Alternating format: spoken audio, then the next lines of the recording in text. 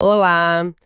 Hoje a gente vai fazer uma imersão no material, assim, bem denso, sombrio até. Com certeza. Recebemos uma série de documentos, sabe?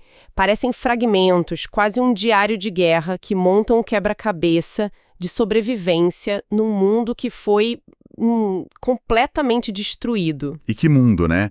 A gente está falando de uma sociedade distópica mesmo, governada por uma elite de necromantes, de alquimistas. Sim, É um lugar onde a ciência e a magia, elas se misturam de um jeito, tipo, aterrorizante, criam uma realidade muito brutal. e o fio que conduz tudo isso é uma personagem, a Helena. Ela começa a história como prisioneira, mas o que me pegou de cara foi que a prisão dela não é só física. Não. A mente dela foi alterada. As memórias foram trancadas de um jeito que os próprios captores, que são os maiores especialistas do mundo nisso, acham que é impossível. Exato. E é essa impossibilidade que serve de guia pra gente.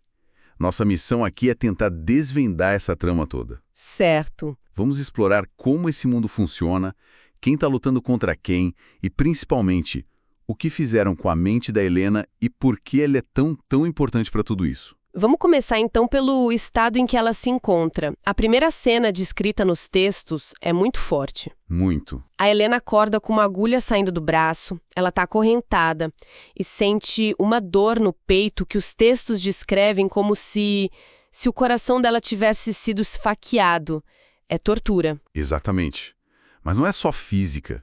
Eles não estão só quebrando o corpo dela. Eles estão tentando invadir a mente, acessar memórias que foram, tipo, deliberadamente bloqueadas. E isso já joga a gente direto no cenário pós-guerra, né? Direto. A resistência, que era o lado dela, foi esmagada, os líderes executados em público e os sobreviventes, como a Helena, estão sendo caçados, um por um. E quem comanda tudo são os imortais. Eles são liderados por uma figura chamada Morrogue, o necromante supremo. O nome já diz tudo. Exato. E tem um detalhe nos documentos que é puro pesadelo. Os necroservos. Ah, os necroservos. É a normalização do macabro, assim. Eles reanimam cadáveres para fazer todo o trabalho braçal. Que horror! Os textos descrevem um cheiro constante de carne podre misturado com químicos. Imagina viver num lugar onde, sei lá, seus vizinhos de ontem são os garis de hoje, só que mortos. É uma demonstração de poder constante, né? E aterrorizante. É nesse cenário que a alquimia entra. A base de todo esse poder, pelo que eu entendi, é um conceito de ressonância. Mas o dom da Helena é diferente, né? Completamente diferente. É a vitamância. Vitamância. Isso. Pensa na vitamância como o controle total sobre a vida, sobre a carne. Enquanto a necromância do Morrogue controla os mortos, ela controla os vivos.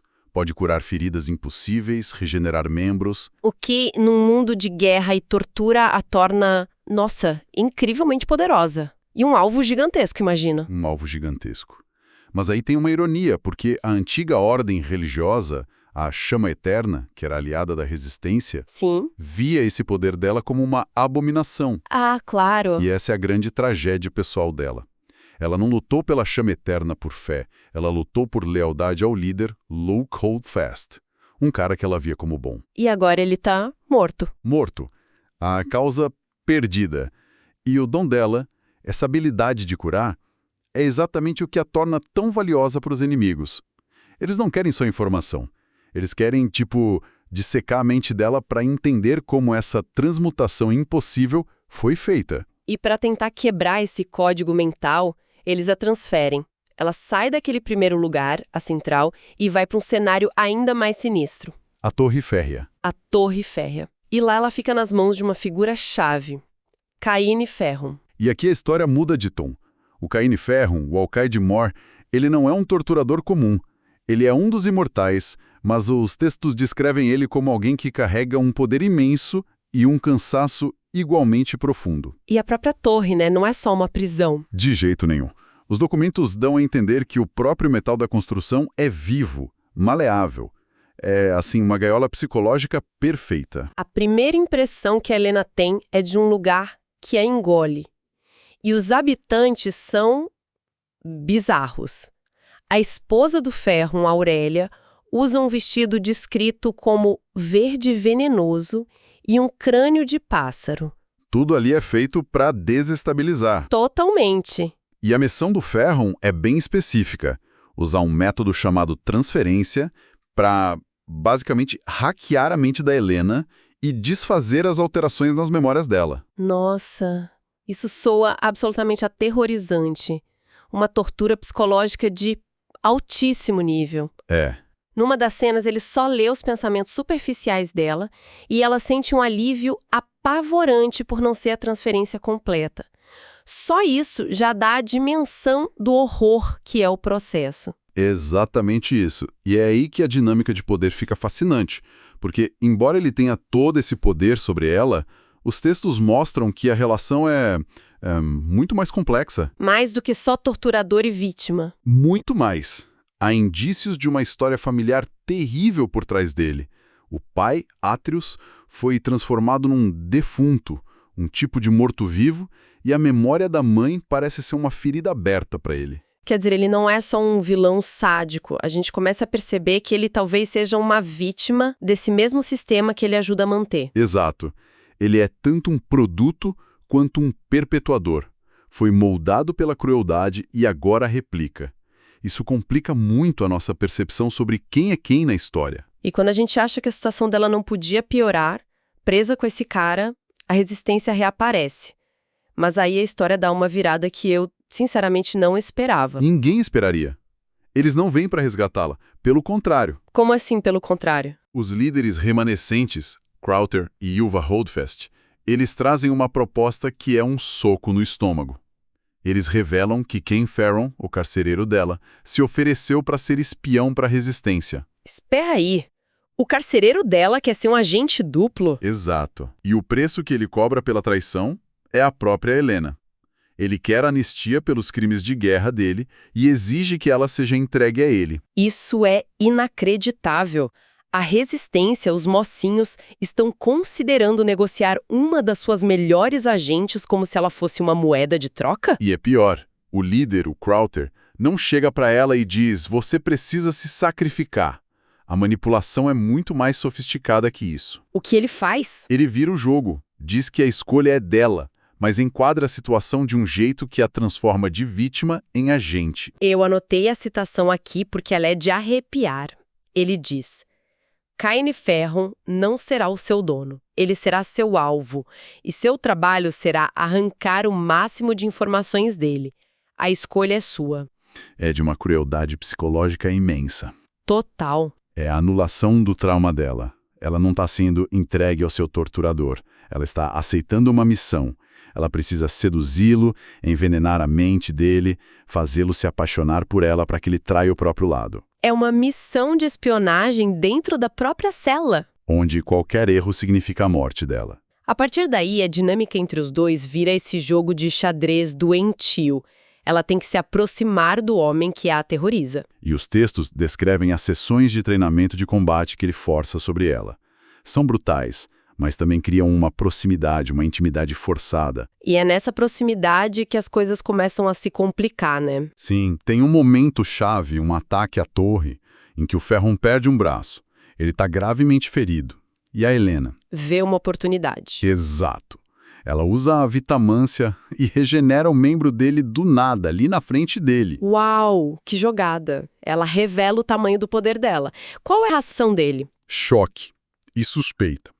A primeira coisa que ele diz é: eu sabia que tinha sentido ressonância quando perdi o braço.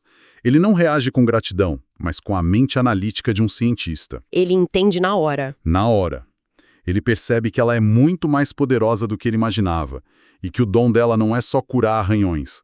Isso muda o equilíbrio de poder entre eles de novo. E essa cura forçada acaba aproximando os dois, certo? A missão dela exige isso, mas ao se aproximar, ela começa a ver as rachaduras na armadura dele. Exato. Ela começa a ver a pessoa por trás do monstro. Um produto do pai abusivo, um servo de um mestre tirânico. A missão de manipulá-lo exige que ela entenda. E ao entendê-lo, a linha entre missão e outra coisa começa a ficar bem borrada. Perigosamente borrada. O clímax dessa parte da missão é quando ela, sentindo que o tempo está acabando, finalmente o seduz. E a descrição dessa cena nos documentos é pesadíssima. Não tem nada de romântico. É um ato de sacrifício, de desespero. Total. O pensamento dela durante o ato era pra doer. Ela se sente completamente degradada, mas está convencida de que é o único jeito. Mas é o que acontece depois que destrói tudo. Logo após o ato, ele confessa o verdadeiro motivo de tê-la pedido à resistência. Não era desejo ou obsessão. E o que era? Ele revela que a mãe dele estava sendo torturada por Morrow, e o preço que Morrow exigiu para parar a tortura foi que Farron assassinasse o líder de um principado. Ele fez isso. E pediu pela Helena para protegê-la da mãe dele. O quê? Proteger Helena da mãe dele. Como assim? É uma reviravolta que muda tudo. A motivação dele não era sádica, era uma tentativa distorcida e desesperada de salvar as duas pessoas que importavam para ele. Mesmo que isso significasse cometer atrocidades. Exato. De repente, o monstro ganha uma profundidade trágica desesperada. Enquanto essa teia de aranha psicológica se desenrola na torre, o mundo lá fora não para, né? E a gente descobre que a resistência está longe de ser santa. Longe disso. A própria natureza dos imortais é revelada a Helena. Eles não são imortais de verdade. Estão presos a Morrow por selos mágicos. Selos, feitos com os ossos do próprio necromante. Esses selos os mantêm vivos, mas também os tornam marionetes. Se o selo for removido, eles morrem. Então eles não são deuses? São escravos? Escravos com uma coleira muito longa.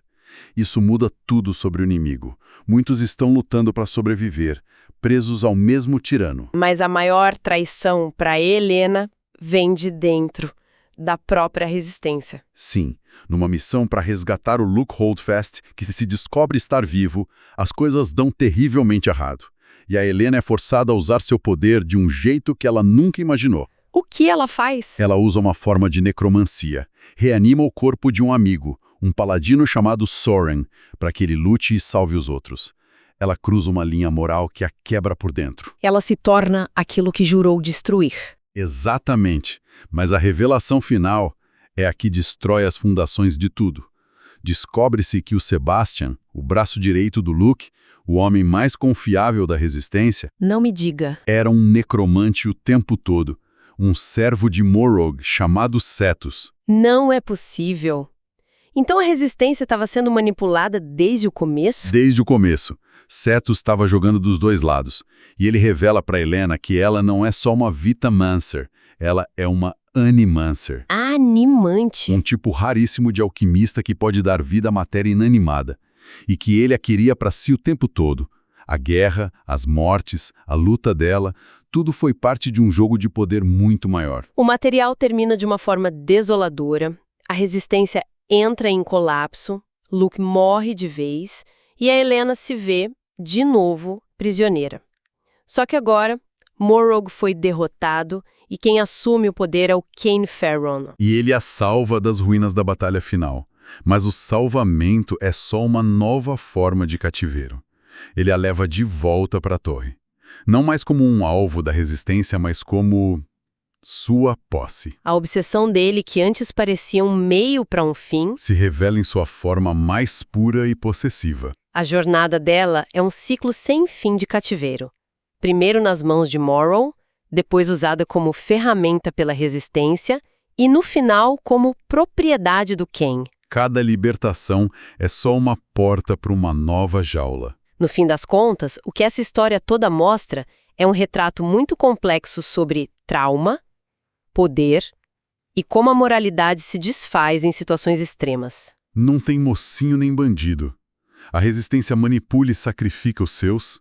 O Ferron comete atrocidades, mas a partir de um lugar de dor, de uma lógica de proteção completamente distorcida. E a Helena fica no centro disso tudo, sendo moldada e quebrada por todas essas forças. Ela nunca tem agência de verdade, mesmo quando acredita que está no controle. Exato. E isso nos deixa com uma pergunta para refletir que os textos não respondem. Em um mundo que te força a ser um monstro para sobreviver, o que sobra da sua identidade? Uma conexão que nasce da tortura, do abuso, da manipulação, como a da Helena e do Kane, pode um dia ser chamada de amor? Ou é só a forma mais sofisticada e definitiva de uma prisão? A fronteira entre protetor e carcereiro, salvador e monstro, simplesmente deixa de existir.